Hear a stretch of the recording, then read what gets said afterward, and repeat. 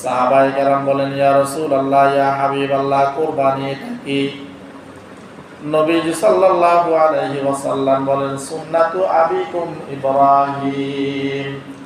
এই কুরবানিটা হইল আমাদের জাতির পিতা হযরত ইব্রাহিম আলাইহিস সালাতু ওয়াস সালামের সুন্নাত। এরপরে সাহাবায়ে কেরাম বলেন, ইয়া রাসূলুল্লাহ, ইয়া হাবিবাল্লাহ, এই কুরবানি করার দ্বারা আমাদের লাভ কি?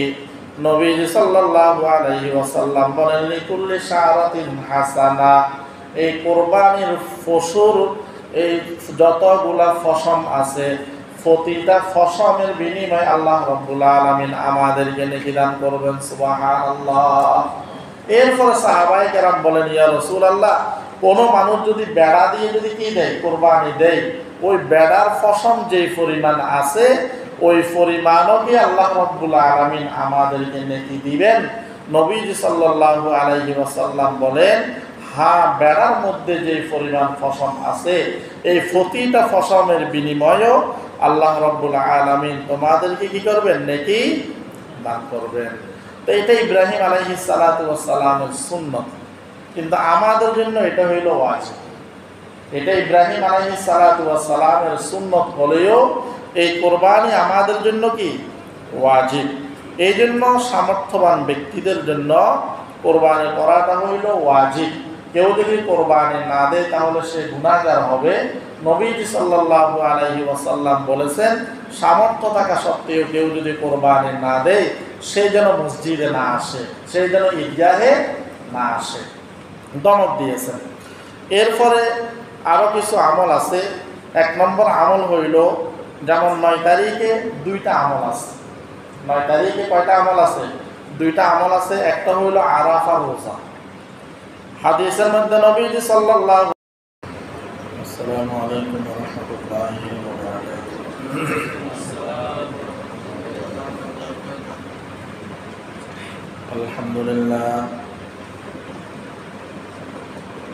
আলহামদুলিল্লাহ নাহমাদুহু ওয়া নাস্তাঈনুহু ওয়া নাস্তাগফিরুহু ওয়া নু'মিনু বিহি ওয়া নাতাওয়াক্কালু আলাইহি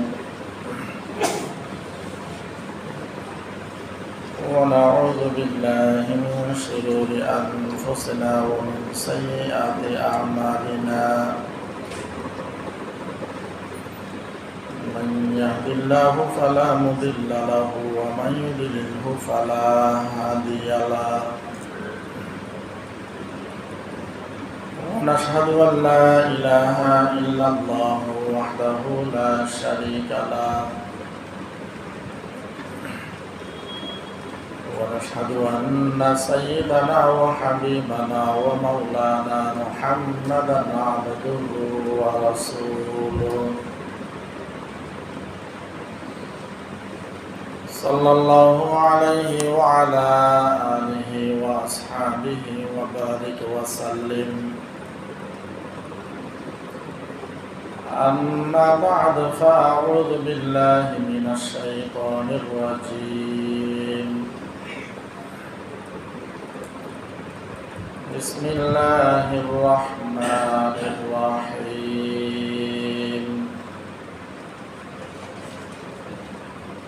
قل إن صلاتي ونسكي ومحياي ومماتي لله رب العالمين.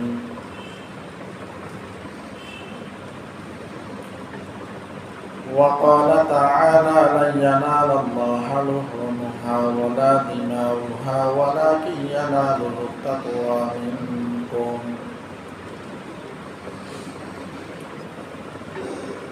وقال أصحاب رسول الله صلى الله عليه وسلم: يا رسول الله، ما هذه الأضاحي؟ قال: سنة أبيكم إبراهيم عليه السلام. قالوا: فما لنا فيها يا رسول الله؟ قال: بكل شعرة حسنة. قالوا: فالصوف يا رسول الله؟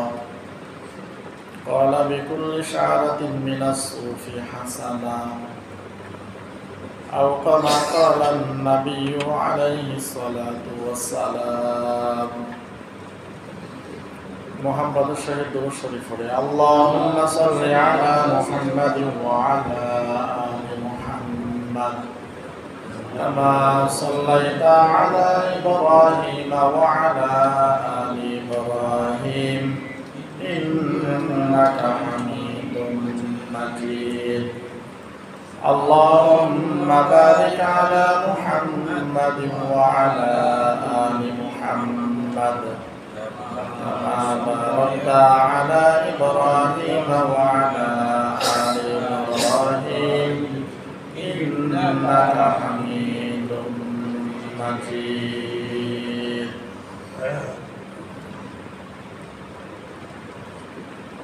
رحيم مسكن حوالي كعبة رحيم مسكن حوالي كعبة بني مير مدفن ديار مدينة الحمد لله মহান রব্বুল আলামিনের দরবারে অসংখ্য অগণিত শুকরিয়া যে মহান রব্বুল আলামিন আমাদেরকে জিলহজ মাসের 7 তারিখ প্রথম জুমার নামাজ পড়ার উদ্দেশ্যে মসজিদে আসার বসার যার যতটুকু সম্ভব হয়েছে ইবাদত বন্দেগী করার পর প্রতি জুমার নিয়ে সংক্ষিপ্ত সময়ে কিছু কথা বলার নিয়তে শোনার নিয়তে আল্লাহ রাব্বুল আলামিন একত্রিত হওয়ার তৌফিক দান করেছেন। এই জন্য মহান রব্বুল আলামিনের দরবারে আমরা শুকরিয়া আদায় করি আলহামদুলিল্লাহ। লক্ষ কোটি দরুদ ও সালামের হাদিয়া তাজদার মদিনা সাইয়্যিদুল মুরসালিন ইমামুল আম্বিয়া খাতামুন নবিয়্যিন রাহমাতুল লিল আলামিন শাফিউল মুজনবিন সাহিবে কাউসার জনাব মুহাম্মদুর রাসূলুল্লাহ সাল্লাল্লাহু আলাইহি ওয়াসাল্লাম। যে মাসটি চলতেছে অত্যন্ত ফজিলতপূর্ণ মাস জিলহজ মাস। এই মাসের মধ্যে গুরুত্বপূর্ণ যে আমলগুলো আছে তার মধ্যে হতে 1 নম্বর আমল হইল হজ।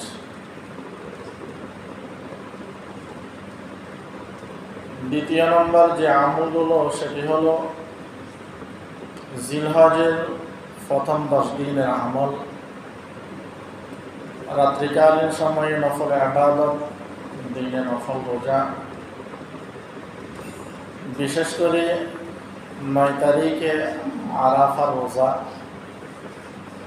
এবং 9 তারিখের ফজর থেকে 13 তারিখের আসর পর্যন্ত তাকবীরে তাশরিক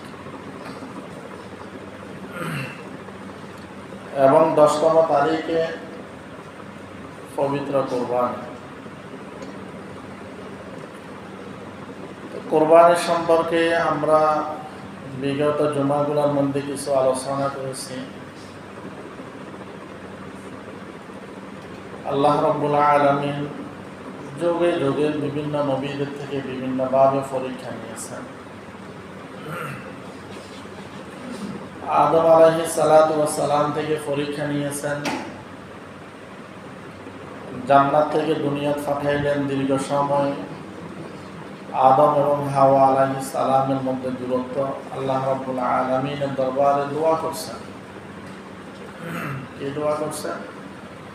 রব্বানা যালামনা আনফুসানা ওয়া ইল্লাম তাগফির লানা ওয়া তারহামনা লানাকুনান্না মিনাল খাসিরিন। এইভাবে দোয়া করছেন দীর্ঘ সময় পর্যন্ত। আল্লাহ রাব্বুল আলামিন দোয়া কবুল করছেন।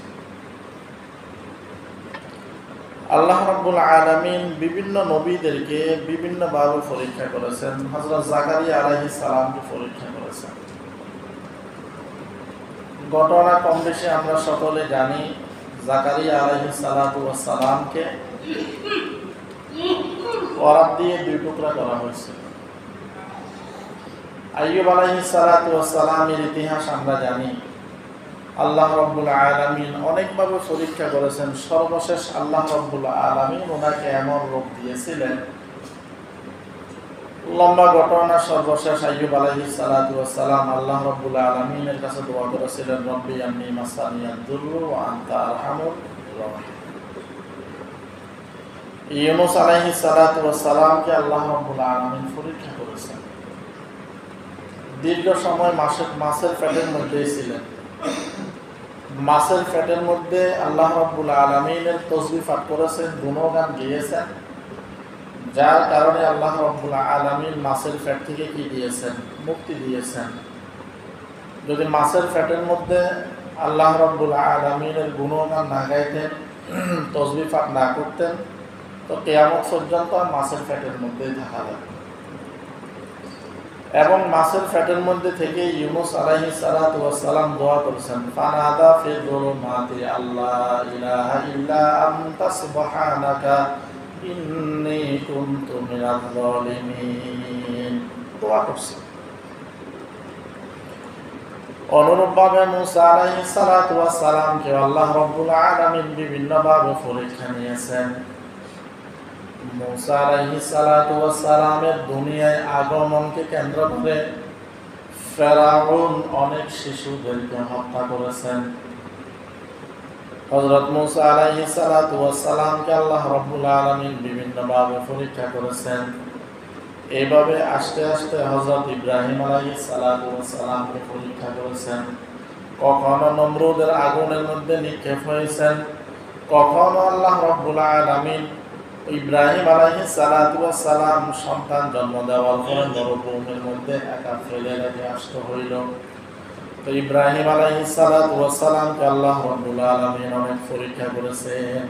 তো এই পরীক্ষা হিসাবে আল্লাহ রাব্বুল আলামিন ইব্রাহিম আলাইহিস সালাতু ওয়াস সালামকে স্বপ্ন দেখাইলেন যে, হে ইব্রাহিম, তুমি কি করো? কুরবানি দাও। ইব্রাহিম আলাইহিস সালাতু ওয়াস সালাম সকালবেলা ঘুম থেকে উঠলেন, উঠে চিন্তা করতেছেন কি দেখলাম। তো ইব্রাহিম আলাইহিস সালাতু ওয়াস সালাম কি করলেন? ও কুরবানি দিলেন। পরের দিন একই স্বপ্ন আবার দেখলেন, আবারও কি করলেন? ও কুরবানি দিলেন। এর পরের রাত্রিতে যখন আবার স্বপ্ন দেখলেন, তো কোন কোন কিতাবের মধ্যে আসছে ইব্রাহিম আলাইহিস সালাতু ওয়াস সালাম প্রশ্ন করেছিলেন যে, রব্বুল আলামিন, আমি কি কুরবানি দেব? তো বলা হয়েছিল, আপনার প্রিয় বস্তুকে আপনি কি করেন? কুরবানি দেন। ইব্রাহিম আলাইহিস সালাতু ওয়াস সালামের সবচাইতে প্রিয় বস্তু, সবচাইতে প্রিয় জিনিস তখন ছিল ওনার সন্তান, যার নাম হইল হযরত ইসমাঈল আলাইহিস সালাতু ওয়াস সালাম।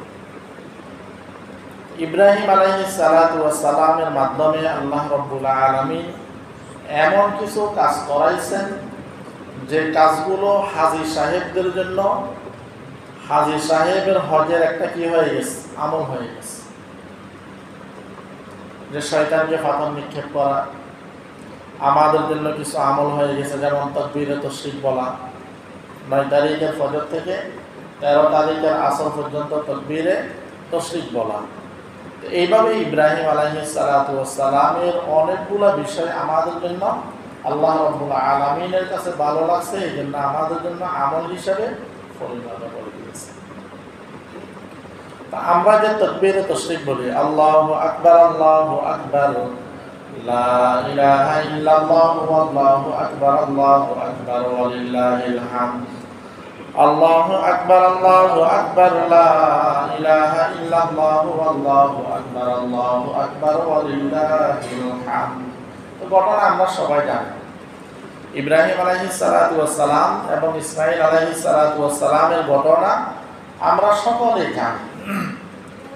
ইব্রাহিম আলাইহিস সালাতু ওয়াস সালাম সন্তানকে কুরবানি দেওয়ার জন্য নিয়ে যাইতেছেন। প্রতিমধ্যে শয়তান হাজেরাকেও ধোঁকা দিল। হাজেরার কাছে এসে বলেন, তোমার স্বামী তো তোমার সন্তানকে জবে করার জন্য নিয়ে যাইতেছে। হাজেরা বললেন, বাবা তো কখনো সন্তানকে কি করতে পারে না, জবে করতে পারে না। ওইখানে না ফিরে ইসমাঈলকে কিছুক্ষণ কি করলেন, ধোঁকা দেওয়ার চেষ্টা করলেন। ইব্রাহিম আলাইহিস সালাতু ওয়াস সালামের পথ বারবার আটকে ধরলেন। সর্বশেষ যখন ইব্রাহিম আলাইহিস সালাতু ওয়াস সালাম ইসমাঈল আলাইহিস সালাতু ওয়াস সালামকে যখন কুরবানি দেওয়ার জন্য শোয়াইলেন, এই বাবা সন্তানের এই দৃশ্যটা সমস্ত ফেরেশতারা দেখতেছেন। দেখতে দেখতে জিবরাইল আলাইহিস সালাতু ওয়াস সালাম আশ্চর্য হয়ে বলে উঠলেন, আল্লাহু আকবার, আল্লাহু আকবার। জিবরাইল আলাইহিস সালাতু ওয়াস সালাম যে ইব্রাহিম আলাইহিস সালাতু ওয়াস সালামের এই দৃশ্যটা দেখে উনি ওনার অজান্তে বলে উঠলেন কি, আল্লাহু আকবার, আল্লাহু আকবার। এই আওয়াজটা যখন ইসমাঈল আলাইহিস সালাতু ওয়াস সালামের কানে আসলো, ইসমাঈল আলাইহিস সালাতু ওয়াস সালাম বলেন, লা ইলাহা ইল্লাল্লাহু ওয়াল্লাহু আকবার, আল্লাহু আকবার। এরপরে সন্তানকে জবাই করতে গিয়ে সন্তানের জায়গার মধ্যে যখন উট জবাই হয়ে গেছে, তখন ইব্রাহিম আলাইহিস সালাতু ওয়াস সালাম আল্লাহ রাব্বুল আলামিনের প্রশংসা আদায় করতে বলতেছেন, ওয়ালিল্লাহিল হামদ। এই আমলটা এটা আমাদের জন্য ওয়াজিব করে দিয়েছে। এই কাজটা এত ভালো লাগছে আল্লাহ রাব্বুল আলামিনের কাছে, যার কারণে 9 তারিখের ফজর থেকে 13 তারিখের আসর পর্যন্ত প্রতি ওয়াক্ত নামাজের পরে একবার বলাটা আমাদের জন্য কি হয়ে গেছে, ওয়াজিব হয়ে গেছে, ওয়াজিব হয়ে গেছে। এই জন্য সামনে কোরবানি, আমরা তো আলহামদুলিল্লাহ অনেকে কোরবানির পশু ক্রয় করেছেন, আবার অনেকে কোরবানির পশু ক্রয় করার জন্য বিভিন্ন জায়গায় পশু দেখতেছেন। তো কোরবানির দ্বারা আমাদের লাভ কি? প্রথমে আমরা কোরবানি কাদের উপর ফরজ, কোরবানি কাদের উপর ওয়াজিব, এটা আমরা জানলাম। এখন যাদেরকে আল্লাহ রাব্বুল আলামিন কোরবানি দেওয়ার মতো সামর্থ্য দিয়েছেন, এমন ব্যক্তিরা যদি কোরবানি না করে, এমন ব্যক্তিরা যদি কোরবানি না করে, নবীজি সাল্লাল্লাহু আলাইহি ওয়াসাল্লাম এদের ব্যাপারে বলেছেন, যে সমস্ত ব্যক্তিরা কোরবানি দেওয়ার মতো সামর্থ্য রাখে, যে সমস্ত ব্যক্তিরা কোরবানি দেওয়ার মতো কি রাখেন, সামর্থ্য রাখেন, সামর্থ্য থাকা সত্ত্বেও এরা যদি কোরবানি না দেয়, রাসূলুল্লাহ সাল্লাল্লাহু আলাইহি ওয়াসাল্লাম বলেন, ফালা ইয়াকরাবান্না মুসাল্লানা, সে যেন ঈদগাহে না আসে। যার উপর কোরবানি ওয়াজিব, কোরবানি ওয়াজিব হওয়া সত্ত্বেও ওই ব্যক্তি যদি কোরবানি না দেয়, সে যেন আমার ঈদগাহে না আসে। এটা আল্লাহ রাসূল কঠিনভাবে ধমক দিয়েছেন। কঠিনভাবে কি দিয়েছেন, ধমক দিয়েছেন। এই জন্য কার উপর কোরবানি ওয়াজিব, কার কাছে কি আছে, কার কাছে কি নাই, এটা আমরা প্রত্যেকের ব্যাপারে অবগত। অতএব সামর্থ্য থাকা সত্ত্বেও যে আপনার উপর কোরবানি ওয়াজিব, এখন আপনাকে 1 লক্ষ টাকা 1.5 লক্ষ টাকা দিয়ে কোরবানি দিতে হবে, অথবা 30,000 40,000 50,000 টাকা শরীকি কোরবানি দিতে হবে, এমনটা তো জরুরি না। এমনটা তো কি না, জরুরি না। বরং আপনার যদি সামর্থ্য না থাকে, মানে এত টাকা যদি আপনার কাছে দেওয়ার মতো না থাকে, অন্তত আপনি 1 বছর বয়সে একটা ছাগল দিয়ে কোরবানি দেন। 1 বছর বয়সে একটা ছাগল দিয়ে কোরবানি দেওয়ার জন্য তো 30-40,000 টাকা লাগবে না, 12-14-15,000 টাকার মধ্যেও হয়ে যাবে। তো গরু দিয়ে কোরবানি দিতে হবে, নয়তো কোরবানি দেব না, এটা আমাদের জন্য অত্যন্ত মারাত্মক ভুল। এই জন্য যাদের উপর কোরবানি ওয়াজিব, আমরা বেশি টাকা দিয়ে কোরবানি দিতে না পারলেও অন্তত আমরা 1 বছর বয়সে একটা ছাগল দিয়ে হইলেও আমার উপর যে কোরবানি ওয়াজিব, এই ওয়াজিবের দায়িত্বটা অবশ্যই আমার থেকে আদায় করতে হবে। কোরবানির অনেক ফজিলত রাসূলুল্লাহ সাল্লাল্লাহু আলাইহি ওয়াসাল্লাম বলেছেন। হাদিসের মধ্যে আসছে, নবীজি সাল্লাল্লাহু আলাইহি ওয়াসাল্লাম বলেন, কোরবানির দিন সবচাইতে গুরুত্বপূর্ণ যে আমলটা আল্লাহ রাব্বুল আলামিনের কাছে অধিক প্রিয়, সেটা হইল আল্লাহর নামে কোরবানির পশুকে জবাই দেয়া। কারণ হাদিসের মধ্যে নবীজি সাল্লাল্লাহু আলাইহি ওয়াসাল্লাম বলেন যে কোরবানির পশুটা আমরা কোরবানি দিই, এই কোরবানির পশুর সব কিছুকে আল্লাহ রাব্বুল আলামিন কিয়ামতের কঠিন মুহূর্তে আমাদের জন্য কোরবানির পশুর রক্ত, কোরবানির পশুর হাড্ডি, এই সব কিছু আমাদের জন্য নেক আমলের পাল্লার মধ্যে মাপা হবে। কোরবানির পশুর অঙ্গ প্রত্যঙ্গ, হাড্ডি যেগুলো আমরা খাই না, ফেলে দিই, তো এই সমস্ত জিনিসগুলো আমাদের জন্য নেকি হিসাবে দাড়ি পাল্লার মধ্যে আমাদের জন্য কি করা হবে? ওজন করা হবে। এই জন্য আল্লাহ রাব্বুল আলামিন বলেন, লা ইয়ানালাল্লাহু লুহুমুহা ওয়ালা দিমাউহা ওয়ালাকিন ইয়ানালুহুত তাকওয়া মিনকুম। আল্লাহ রাব্বুল আলামিন বলেন, বান্দা, আমি তো তোমার কাছে কোরবানির গোশত চাই না, রক্ত চাই না, হাড্ডি চাই না। আমি চাই তুমি যে পশুটা জবাই করতেছো, এটা কার জন্য জবাই করতেছো? এটা একমাত্র আমার জন্য জবাই করতেছো, এটাই তো আমার জন্য যথেষ্ট। আমি তো এটাই চাই যে আমার বান্দারা আমার নামে পশুকে কি করো? জবাই করো।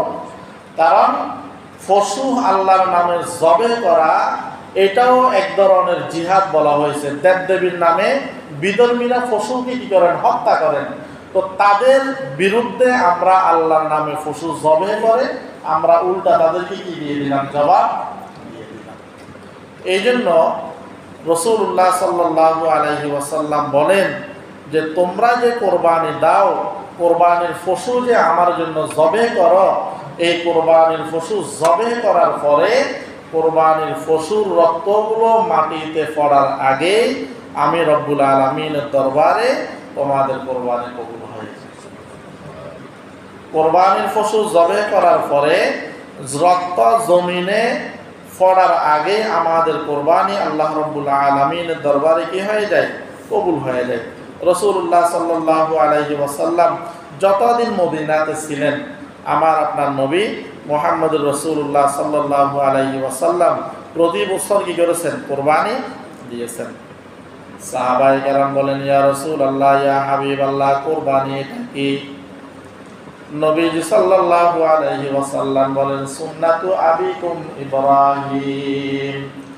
এই কোরবানিটা হইল আমাদের জাতির পিতা হযরত ইব্রাহিম আলাইহিস সালাতু ওয়াস সালামের সুন্নাত। এরপরে সাহাবায়ে কেরাম বলেন, ইয়া রাসূলুল্লাহ, ইয়া হাবিবাল্লাহ, এই কোরবানি করার দ্বারা আমাদের লাভ কি? নবীজি সাল্লাল্লাহু আলাইহি ওয়াসাল্লাম বলেন, লিকুল্লি শারাতিন হাসানা।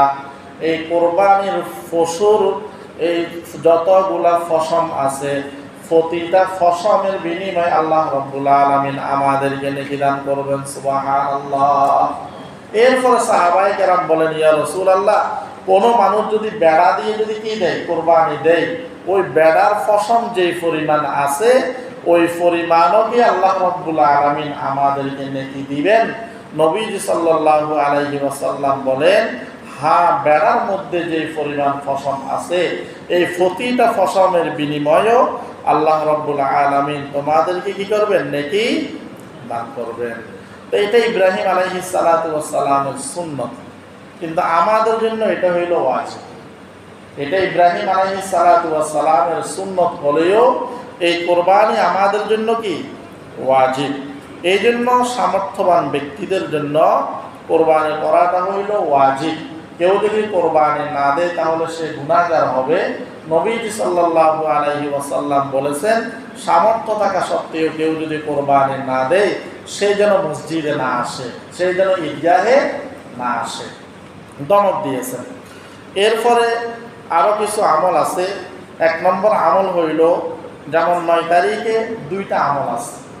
9 তারিখে কয়টা আমল আছে? 2টা আমল আছে। একটা হইল আরাফার রোজা। হাদিসের মধ্যে নবীজি সাল্লাল্লাহু আলাইহি ওয়াসাল্লাম বলেন, সিয়ামু ইয়াউম আরাফা আহতাসিবু আলাল্লাহি আন ইউকাফিরা সানাতাল্লাতী ক্বাবলাহু ওয়াস সানাতাল্লাতী বা'দা। আবার আপনার নবী মুহাম্মদুর রাসূলুল্লাহ সাল্লাল্লাহু আলাইহি ওয়াসাল্লাম বলেন, কেউ যদি 9 তারিখের আরাফার রোজাটা রাখে, আমার আপনার নবী মুহাম্মদুর রাসূলুল্লাহ সাল্লাল্লাহু আলাইহি ওয়াসাল্লাম বলেন, আমি আশা রাখি ওই ব্যক্তির 1 বছর আগের এবং 1 বছর পরের গুনাহগুলো আল্লাহ রাব্বুল আলামিন মাফ করে দিবেন। সুবহানাল্লাহ। তো কেউ যদি আরাফা রোজা রাখে, আল্লাহ রাব্বুল আলামিন ওই ব্যক্তির 1 বছর আগের এবং 1 বছর পরের গুনাহ আল্লাহ রাব্বুল আলামিন কি করে দিবেন? মাফ করে দিবেন। এবং আরাফার দিনের আরেকটা আমল হইল ফজরের পর থেকে তাকবীরে তাশরিক বলা, যেটা তাকবীরে তাশরিক একটু আগে বললাম, আল্লাহু আকবার আল্লাহু আকবার, লা ইলাহা ইল্লাল্লাহু আল্লাহু আকবার ওয়ালিল্লাহিল হামদ। এবং জিলহজ মাসের আরেকটা আমলের মধ্যে এটাও ছিল যে বেশি বেশি তাকবীরে তাশরিক বলা, আল্লাহু আকবার লা ইলাহা ইল্লাল্লাহু আল্লাহু আকবার ওয়ালিল্লাহিল হামদ, আল্লাহু আকবার লা ইলাহা ইল্লাল্লাহু আল্লাহু আকবার ওয়ালিল্লাহিল হামদ। তো এই 9 তারিখের ফজর থেকে 13 তারিখের আসর পর্যন্ত প্রতি ওয়াক্ত নামাজের পর আমরা তাকবীর তাশরিক এটা দেব। এখন এখানে কয়েকটি মাসালা, বিশেষ করে যে মাসালাটা আমাদের দরকার, একজন মানুষ 9 তারিখের ফজরে তাকবীর শুরু করাটা হলো তার জন্য জরুরি। এখন কোনো কারণে যদি ওই ব্যক্তি ফজরের নামাজটা পড়তে না পারে, তাহলে উনি ওটা জোহরের সময় কাজা করলো, অথবা ঈদের নামাজ পড়ার জন্য যখন আসবে উনি ঈদের নামাজ পড়ার জন্য এসে কাজা করলো, তা এখন তাকবীরটা কখন বললো? ওই দিনগুলোর মধ্যে যে নামাজগুলা কাজা হয়, ওই কাজা নামাজগুলো যদি ওই সময়ের মধ্যেই যদি কি করে আদায় করে, 9 তারিখের ফজর থেকে 13 তারিখের আসরের যে নামাজগুলো আছে, এই নামাজগুলো যদি কাহার কি হয় এই দিনগুলোর মধ্যে এই সময়ের মধ্যে যদি কাজা হয় এবং এই নামাজগুলো যদি এই সময়ের মধ্যেই পড়ে, এই নামাজগুলো যদি এই সময়ের মধ্যে আদায় করে, তাহলে ওই ব্যক্তি যখনই নামাজ আদায় করবে তখনই ওই ব্যক্তি কি করবেন? তখনই ওই ব্যক্তি এই তাকবীরে তাশরিক এটা একবার বলে দিবেন। এটা পুরুষরাও বলবে, মহিলারাও বলবে। পুরুষরা জোরে বলবে আর মহিলারা কিভাবে বলবে? আস্তে বলবে, যেহেতু মহিলাদের আওয়াজও এটা সতর্ক, মহিলাদের আওয়াজও এটা সতর্ক। এবং রাসূলুল্লাহ সাল্লাল্লাহু আলাইহি ওয়াসাল্লাম বলেন যে তোমরা তোমাদের কোরবানির যে পশুটা আছে এই পশুটাকে মোটা তাজা করো, কেননা কিয়ামতের কঠিন ময়দানে এই কোরবানির পশুটা তোমাদের জন্য ফুলসিরাত পার হওয়ার বাহন হবে। তোমাদের জন্য ফুলসিরাত পার হওয়ার কি হবে? বাহন হবে। এই জন্য আমরা কোরবানির ক্ষেত্রে এই বিষয়গুলো অবশ্যই আমরা খেয়াল করব। এবং আমরা কোরবানির ক্ষেত্রে সবচাইতে যে জিনিসটা খেয়াল করব, আমরা কোরবানি দেওয়াটা হইল ওয়াজিব। এখন কোরবানি দিতে গিয়ে আমাদের থেকে অনেক সময় আমাদের ফরজ নামাজগুলো ছুটে যায়, এমনটা যেন না হয়, এমনটা যেন না হয়। আমরা কোরবানি দেব আল্লাহর জন্য, অতএব আল্লাহর হুকুম নামাজ তো আমাদের উপরে ফরজ, কিন্তু আমরা কোরবানির গোশত কুটতে গিয়ে, রান্না করতে গিয়ে, খাইতে গিয়ে আমরা দেখা যায় কোরবানির দিন জোহরের নামাজ শেষ, এরপরে কোরবানির গোশতগুলো আত্মীয় স্বজনের বাড়িতে নিয়ে যাইতে গিয়ে আসরের নামাজ, মাগরিবের নামাজ, মানে ওই দিনের অনেকগুলো নামাজ আমাদের থেকে ছুটে যায়। এমনটা যেন না হয়, এমনটা যেন না হয়। আমরা অবশ্যই এই বিষয়টা আমরা সবচাইতে বেশি খেয়াল করব। আল্লাহ তাআলা আমাদের সবাইকে তৌফিক দান করুক। এবং কোরবানির কিছু মাসাইল আমরা বলি। যে 1 নম্বর মাসালা হলো যে অনেক, এখন যেহেতু বর্তমান ডিজিটাল যুগ, অনেকের কাছে দামি দামি মোবাইল আছে, কারোর কাছে 1 লক্ষ টাকার মোবাইলও আছে, 80,000 টাকার মোবাইলও আছে, 90,000 টাকার মোবাইলও আছে, আরও তার বেশিও মোবাইল আছে, দাম আছে। এই ক্ষেত্রে দামি মোবাইলটার উপরে কোরবানি ওয়াজিব হবে, কোরবানি ওয়াজিব হবে কিনা? শরীয়তের মাসালা হলো যে দামি মোবাইল এটা হইল আমাদের নিত্য প্রয়োজনীয় জিনিসের অন্তর্ভুক্ত। দামি মোবাইলটা আমাদের হাজতে আসলিয়ে যেটাকে বলে নিত্য প্রয়োজনীয় যে জিনিসগুলো আছে, এই জিনিসগুলোর অন্তর্ভুক্ত দামি মোবাইলটাও। অতএব এই দামি মোবাইলটা তার থেকে আরও বেশি দাম হইলেও ওই মোবাইলের উপরে কোরবানি ওয়াজিব হবে না, ওই মোবাইলের উপরে কোরবানি ওয়াজিব হবে না। আরেকটা মাসালা হলো যে অনেক সময় ছেলেকে বিবাহ করানোর পরে মেয়ের বাড়ি থেকে ছাগল দেয়, গরু দেয়। এই ক্ষেত্রে এই গরু বা ছাগলটা কার পক্ষ থেকে কোরবানি দেবে?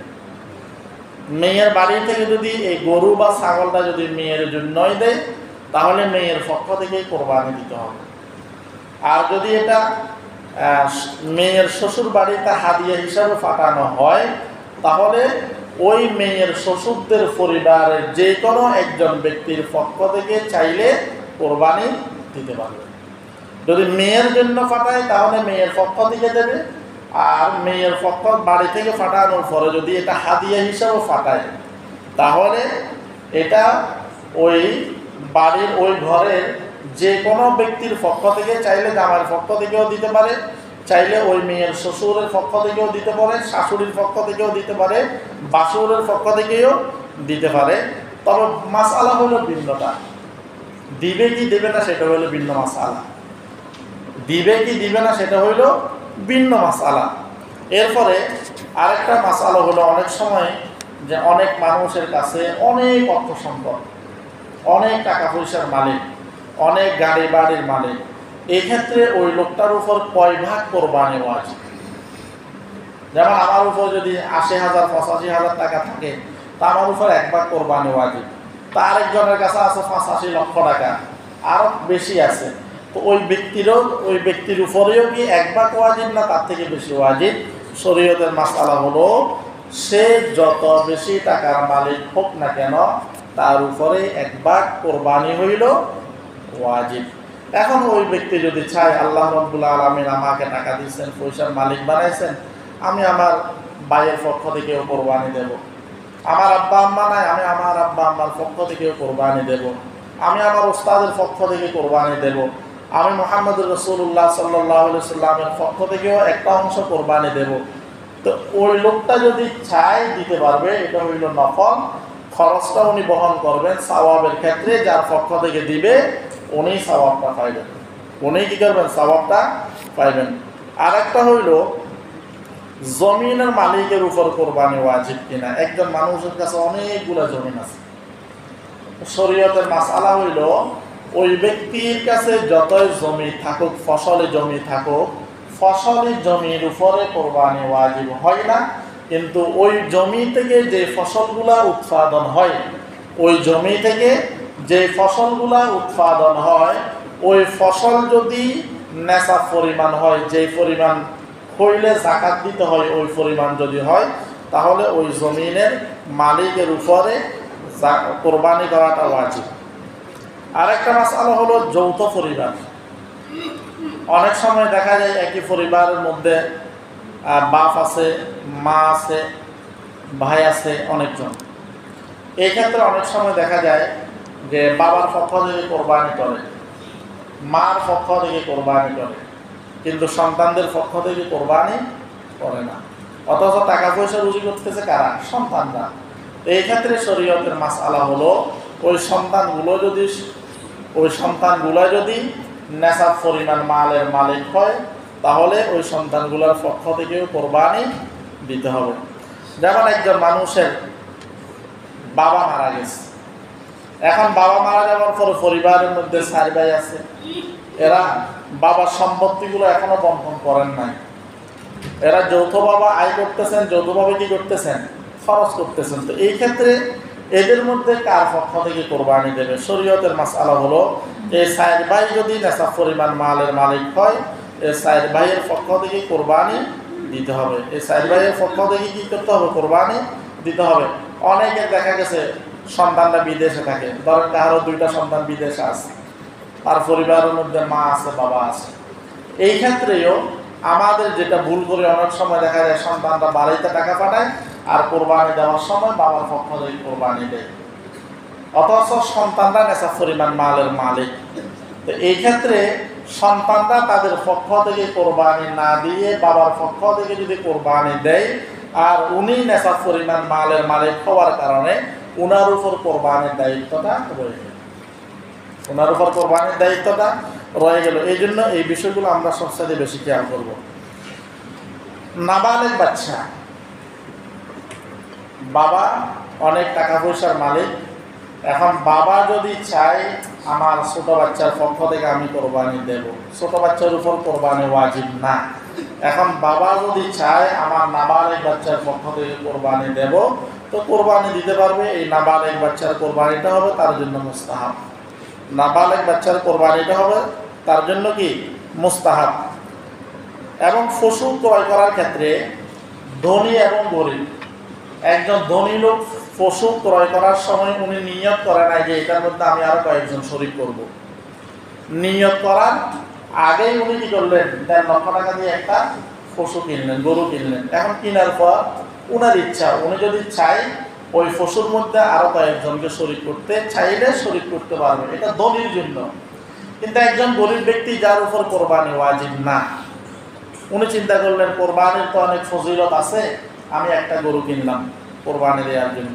উনার উপর কিন্তু কোরবানি কি ছিল না, ওয়াজিব ছিল না। এখন উনি কোরবানির পশুটা কিনে ওনার উপর কোরবানিটা ওয়াজিব করে ফেললেন।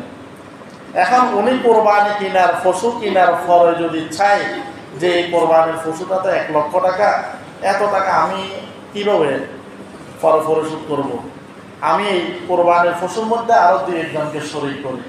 গরিব ব্যক্তি পশু কেনার পরে অন্যদেরকে যদি শরীক করতে চায় শরীক করতে পারবে না। যেমন কোরবানির দিন হইল 3টা, 10, 11 এবং 12 তারিখের সূর্যাস্ত পর্যন্ত, সূর্যাস্তর আগ পর্যন্ত।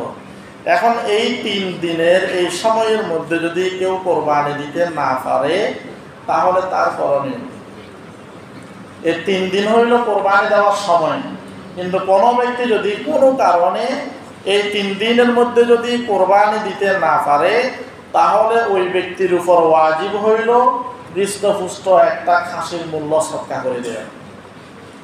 একজন ব্যক্তির উপর কোরবানি কি ওয়াজিব, উনি পশু কিনে নাই কিন্তু কোরবানি ওয়াজিব।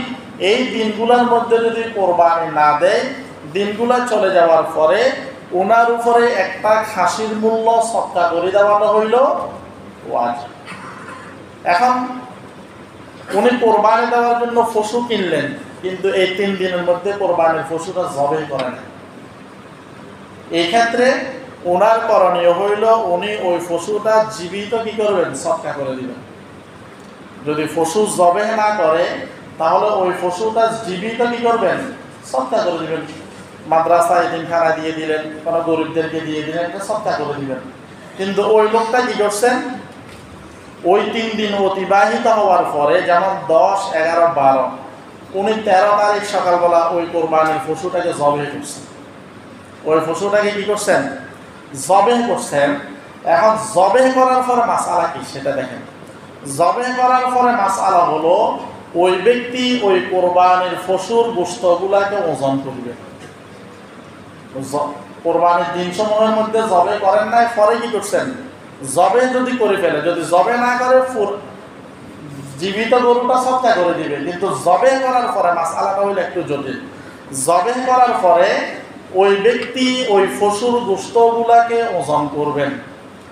ধরেন ওজন করার পরে উনি কথার কথা গরুটা নিয়েছেন 80,000 টাকা দিয়ে, গরুটা নিয়েছেন 80,000 টাকা দিয়ে। এখন উনি গোশত ওজন করে পাইলেন 75,000 টাকার গোশত।